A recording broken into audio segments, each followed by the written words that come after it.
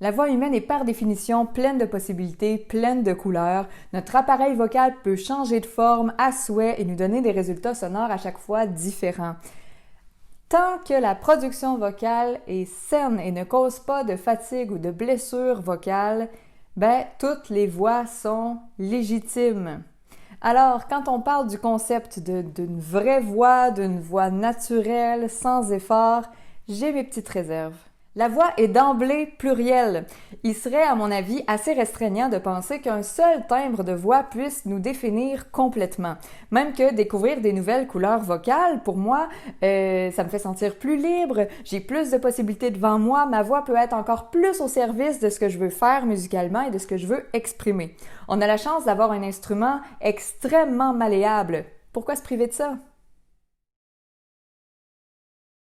Notre voix sera toujours unique, de par nos proportions anatomiques déjà, qui sont propres à chacun, et par notre façon unique d'exprimer notre affectivité et notre musicalité.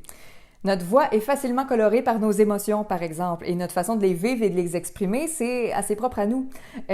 Donc, à moins de vouloir volontairement imiter un chanteur ou une chanteuse, ma voix sera toujours la mienne.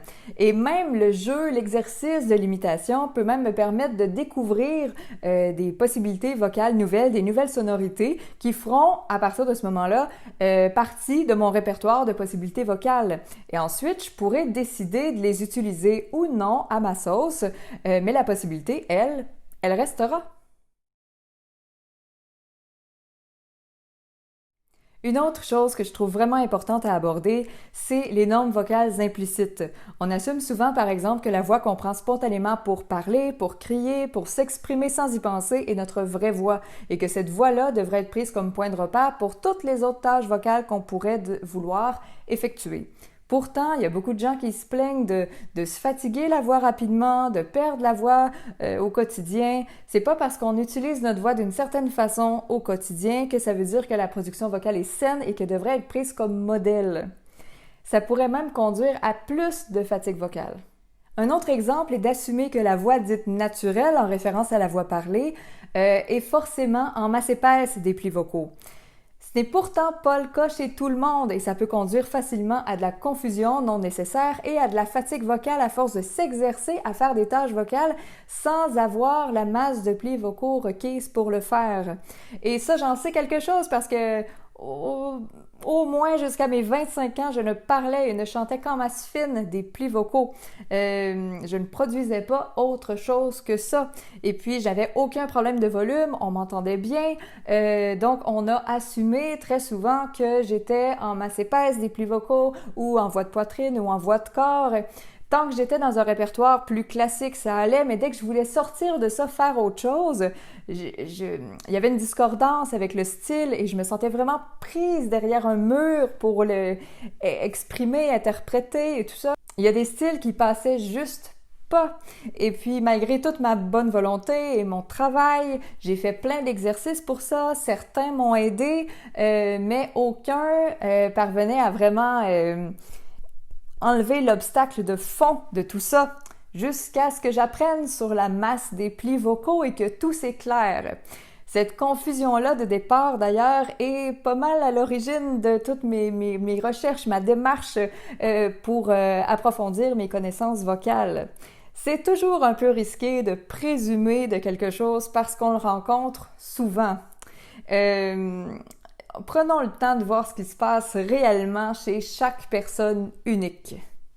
Assumer que l'absence d'effort est un critère pour avoir trouvé sa vraie voix peut induire en erreur aussi et être vraiment réducteur dans le style de chant possible.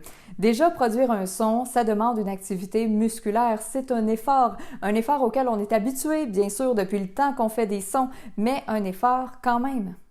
Je peux avoir la perception d'une absence d'effort si je chante sur un registre assez limité, confortable, avec une masse et une tension des plis vocaux très stables dans ce registre-là. En dehors de ça, plus la tâche vocale est exigeante, plus l'activité musculaire demandée est importante, est exigeante, et donc aussi l'effort à fournir. Donc, masse épaisse vers l'aigu, effort. Masse fine vers le grave, effort, volume très doux, effort, volume très élevé, effort, opéra, effort, belting, effort, sub, effort, etc. Ce qu'on vise, c'est le bon travail musculaire à la bonne place et dans l'intensité adaptée à la tâche vocale que je veux entreprendre. Donc le quoi, le où et le combien. Sans compter que ça peut être vraiment décourageant parce que si je travaille à réduire l'effort, à ne pas en avoir du tout, ben je vais m'enlever des possibilités vocales au lieu d'en ajouter. Alors je le répète, ce qu'on cherche, c'est le bon travail musculaire à la bonne place et dans l'intensité qui est adaptée à la tâche vocale que je veux entreprendre. Peindre avec du bleu, ça peut être magnifique.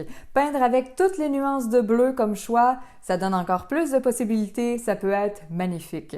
Peindre avec toutes les couleurs qui existent et toutes les nuances possibles, ça donne encore plus d'espace à la créativité. Ça donne plus de richesse, de subtilité, de contraste, de fondu, de relief. Les possibilités sont infinies.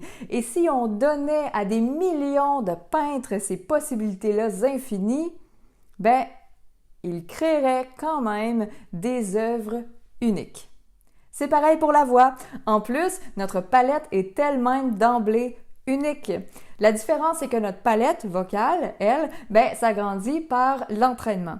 Donc, tant que votre production vocale est saine, que votre appareil vocal ne se fatigue pas, ne se blesse pas à la production des sons, bien toutes les voix qui vont sortir de votre bouche seront les vôtres. Bien sûr, vous pouvez en apprécier certaines plus que d'autres, mais elles resteront les vôtres. Donc, chantez et si votre voix ne vous satisfait pas, bien entraînez-la et donnez-lui d'autres couleurs. Et des couleurs, ça s'apprivoise aussi. Il faut juste garder en tête que la priorité, c'est la santé vocale qui est le préalable, qui est primordial pour toute autre activité vocale. Et puis, l'avez-vous trouvé votre vraie voix?